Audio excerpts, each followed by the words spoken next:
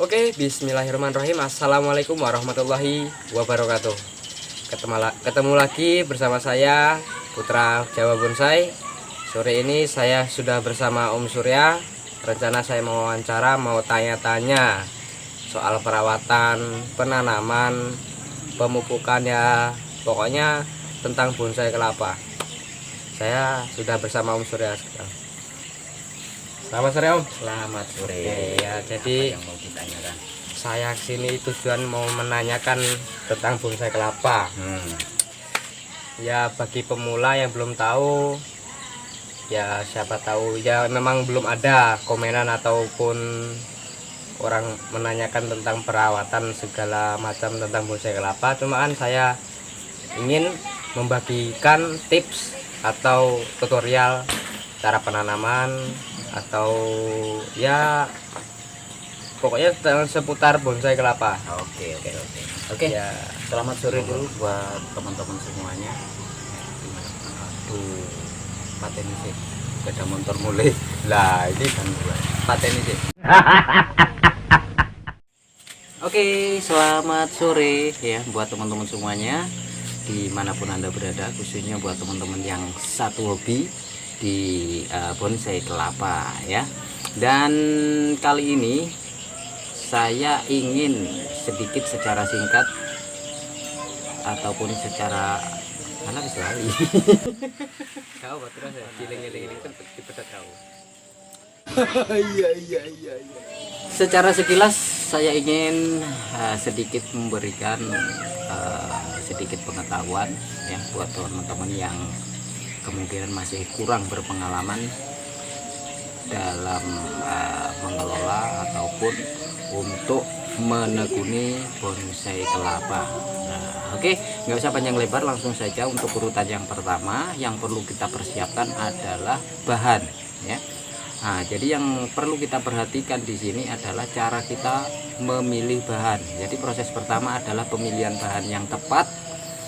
Itu akan sangat mendasar sekali, akan sangat berpengaruh sekali dengan pertumbuhan bonsai kelapa itu sendiri. Nah, contohnya bagaimana? Nah, kebetulan ini saya dekat dengan satu bahan yang saya kira, yang saya rasa ini bahan adalah bahan yang cukup sehat. Batangnya besar ya. Ini merupakan satu bahan yang sehat ketika sudah tumbuh. Nah, sementara bagaimana dengan pemilihan bahan yang kemungkinan teman-teman temukan dalam keadaan masih bulat, belum ada tanda-tanda pertumbuhan lunas. Jadi untuk yang pertama adalah pastikan kelapa itu punya bobot yang sesuai ya. Bobot yang istilahnya untuk berat kelapa itu sendiri memenuhi syarat ya. Jadi semakin berat bahan kelapa, ada kemungkinan ya 90% itu adalah kelapa yang bagus ya. Dan kemudian untuk ketika kita sudah menemukan bahan yang kita rasa cukup bagus, kemudian kita lanjutkan dengan cara penanamannya ataupun cara penumbuhan bibit ya. Penumbuhan bibit ini kita bisa menemui beberapa kendala. Kadang-kadang bibit yang sudah kita pastikan kualitasnya bisa terlalu lama untuk proses tumbuhnya ya ataupun kemunculan tunasnya. Nah, di sini yang terjadi adalah kesalahan posisi pada saat kita meletakkan kelapa. Itu yang harus kita perhatikan. Apakah ini penting? Ini penting sekali ya, karena untuk mempermudah pertumbuhan, mempermudah tumbuhnya tunas dan memperlancar pertumbuhannya itu sendiri. Karena tunas itu kalau salah tumbuh, salah arah, itu bisa mempengaruhi tingkat pertumbuhannya sendiri. Yang seharusnya kelapa di umur 4 bulan sudah segini, bisa baru segini atau arahnya bisa kemana-mana gitu. Jadi bagaimana cara pemilihannya? Nah, kalau kita menemukan kelapa yang masih utuh, belum ada tumbuh tunas, itu alangkah baiknya kita sempatkan masukkan dulu ke dalam air ya, direndam, masukkan ke dalam air, kelapa itu pasti berputar. Nah, di mana yang bagian atas waktu kelapa tenggelam di air, mengapung di air, di mana yang kelapa itu bagian atas kesitulah arah tunas.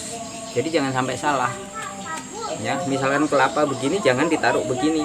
Kalau posisi kelapa di air seperti ini, Anda usahakan taruh seperti ini. 100% tunasnya itulah arahnya yang benar ya.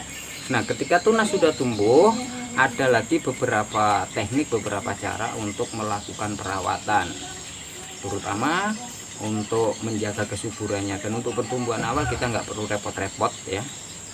Kita nggak perlu repot-repot karena di dalam buah kelapa itu sendiri menyimpan nutrisi yang bisa menopang kehidupan kelapa itu sendiri. Jadi sebelum nutrisi di dalam itu habis, kita nggak usah repot-repot mikirin nutrisi untuk kelapa. Nah, dan selanjutnya untuk penyayatan yang terpenting adalah kita sediakan alat dan pemilihan alat sayat ataupun pisau sayat yang tepat. Jangan terlalu besar ya. Kalau terlalu besar untuk penyayatan kelapa itu susah, bukan disayat, nantinya jadi diiris. Begitu kira-kira ya. Dan bagaimana cara penyayatannya nanti ya. Nah, untuk selanjutnya, ketika bonsai kelapa ataupun bahan kita sudah tumbuh sekian bulan lamanya, mungkin bahan itu memerlukan pembiaran dahulu, mulai proses pertumbuhan hingga beberapa bulan. Setelah itu baru kita bisa lakukan penyayatan. Dan untuk programnya sendiri, kita bisa memulainya dengan program akar di awal program ya. Untuk program dasar itu biasanya kita awali dari program akar dulu. Ketika akar dirasa sudah cukup, baru kita kembali berpindah memprogram untuk yang bagian atas ataupun bagian batangnya. Dan untuk selanjutnya, untuk pemupukan itu, kalau bonsai yang sudah tumbuh sudah seperti ini, sudah seperti misalkan ya sudah 8 bulan ke atas, itu memang sudah otomatis perlu nutrisi nggak perlu banyak ya, terutama untuk media tanam.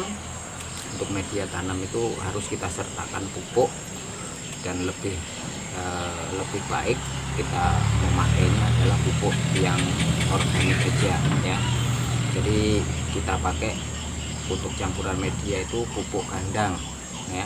Ada pupuk kandang, ada tanah subur, ada pasir, ada sekam ya, baik pakai sekam mentah ataupun sekam bakar. Tapi yang terbaik adalah sekam bakar untuk menghindari tumbuhnya jamur dan bibit-bibit bakteri lainnya. Dan untuk perbandingan media tanam ya, seperti biasa, seperti yang lain-lain juga, secara normal perbandingannya adalah 1:1 antara tanah subur, pasir, pupuk kandang, dan juga sekam bakarnya ya, itu 1:1. Kalau takarannya itu kita pakai, misalkan pakai batok ya, tanahnya 1 batok, pasir 1 batok, begitu selanjutnya. Dan pemupukan untuk media, untuk pergantian media mungkin bisa kita lakukan ya, minimal itu paling cepat itu bisa setahun sekali, tergantung dengan sebatas mana kita akan mengeksplor daripada bahan bonsai kelapa itu sendiri. Sementara untuk nutrisi kiriman itu yang harus rutin kita lakukan. Pengiriman pupuk kita bisa pakai pupuk cair, bisa kita pakai pupuk NPK juga bisa, kimia Pak ya. Terus kemudian untuk nutrisi lain, untuk nutrisi bantuan lain ya, kita bisa pakai, contohnya kita bisa pakai garam, bisa ya, terutama untuk media. Untuk media ini, garam ini fungsinya untuk menyuburkan tanah, untuk mengurangi zat asam, mempermudah pelapukan pupuk ya. Kalau kita lakukan pemupukan, jadi pupuk ini mudah larut, mudah tercampur dengan media. Itu fungsinya garam, untuk mencegah pemadatan media. Kemudian kita bisa pakai air apa ya, kalau kita pakai terutama untuk di dunia bonsai ini, kita sering memilih sesuatu yang sifatnya itu herbal, jadi agak sedikit menghindar dari bahan-bahan kimia. Oleh karena kita nggak pernah tahu, kadang-kadang yang namanya kita bercocok tanam secara seperti ini nih kita nggak tentu, kadang-kadang habis pegang-pegang tanaman di samping kita ada minuman, ada makanan, kita langsung comot, ini bisa berbahaya ya. Air cucian beras waktu ibu-ibu memasak di dapur itu sangat berguna untuk membantu apa istilahnya, untuk membantu penyuburan juga, itu bisa buat pupuk. Itu bagus juga buat akar Pak ya? Bagus juga buat akar, tapi kalau untuk akar ya yang paling bagus adalah air bawang ya. Air Bawang merah. Oh, bawang merah. Penyedap rasa juga bisa, tapi jangan terlalu banyak ya, sedikit aja, nanti efeknya juga kurang bagus. Oleh karena daya rangsang daripada penyedap rasa ini begitu besar, jadi kalau terlalu banyak kandungan itu pertumbuhan terlalu cepat, akan tetapi sangat rentan ya. Rentannya itu kalau kebanyakan, nanti tanaman kita kebanyakan air bisa layu, kebanyakan kena sinar matahari juga cepat layu, itu efeknya. Jadi untuk sekedar apa ya, sekedar untuk penyampur aja sedikit nggak masalah. Pokoknya nantilah ya, untuk teman-teman semuanya kalau ingin tahu lebih lanjut bagaimana tentang perawatan bonsai kelapa dari awal hingga kita mencapai ke tahap, boleh dibilang tahap sukses, tahap berhasil, atau bonsai sampai jadi seperti ini. Nah, untuk itu pesan saya, ikuti terus channel ini ya, Putra Jawa Bonsai. Jangan lupa, itu dulu dari saya. Selamat sore. Oke teman-teman, ya jadi seperti itu penjelasan dari Om Surya ya. Buat teman-teman yang di sana, bagi yang sudah senior maupun pemula, bisa ikutin tips atau cara dari beliau. Oke, terima kasih saya ucapkan. Salam satu hobi, salam bonsai kelapa. Wassalamualaikum warahmatullahi wabarakatuh. Waalaikumsalam warahmatullahi wabarakatuh. Terima kasih Pak. Oke, makasih Om. Nah, ini teman-teman, ini teman saya. Ini anak buah saya untuk proses bonsainya, ini tukang sayatnya ini.